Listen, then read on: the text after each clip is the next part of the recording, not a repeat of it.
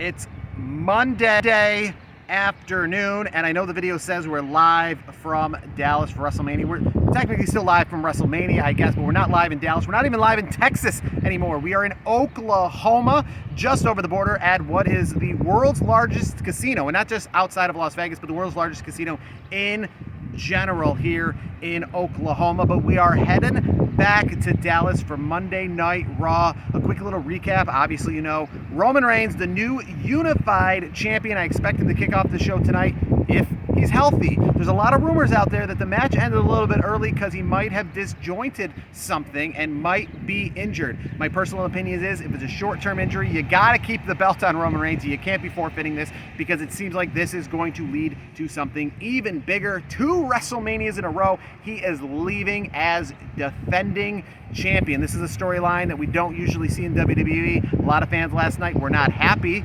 but I guess Roman Reigns has never been a fan favorite, even when he was a fan favorite. What do we expect to see tonight on Raw? Maybe Edge, the start of his new group. Last night we saw Damian Priest come out, join forces with Edge, the start of the new Brood.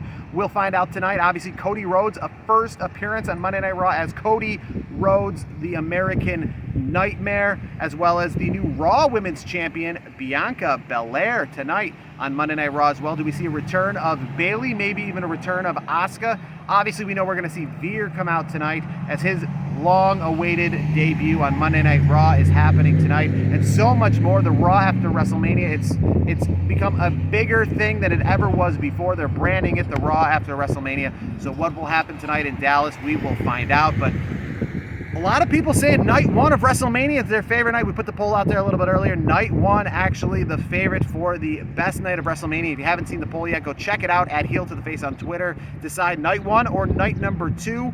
Night number 2, you definitely got Stone Cold, you got Triple H, you got The Undertaker, and you got the main event of Roman versus Brock versus just Stone Cold and The Undertaker on night number 1. 2-night WrestleMania, very odd in the sense of it wasn't just like last year, 2021, where it felt like 2 separate shows. We got a little bit of both shows kind of mixed together as Stone Cold made an appearance on Saturday. Stone Cold makes an appearance on Sunday during the Vince McMahon, Austin Theory, Pat McAfee thing. That was really cool, but either way, I will say out there's a lot of people who are posting about attendance. Obviously, I was there, and here is the honest opinion.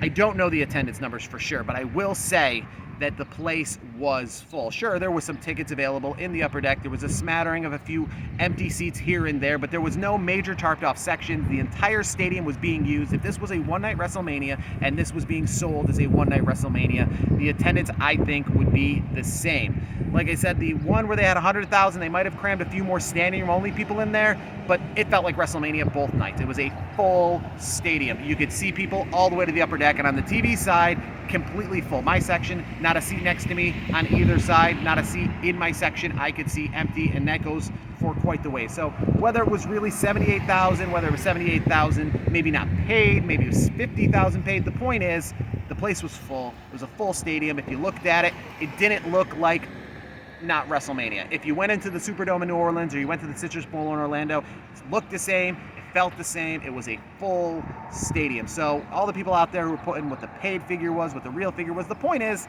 they filled the stadium 2 nights in a row.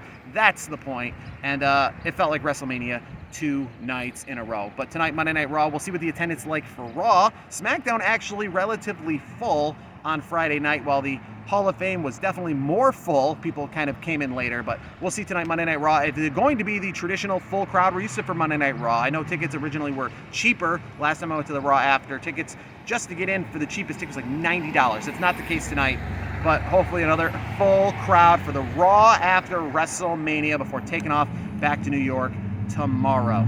Stay tuned to us all night on our Twitter account at Heel to the Face for Raw after WrestleMania recaps and what's going on live from the American Airlines Center. But for now, from Oklahoma, I'm Jarad with the Heel to Face podcast, and stay tuned all night, and thank you for subscribing and for following us on Twitter as well as on YouTube.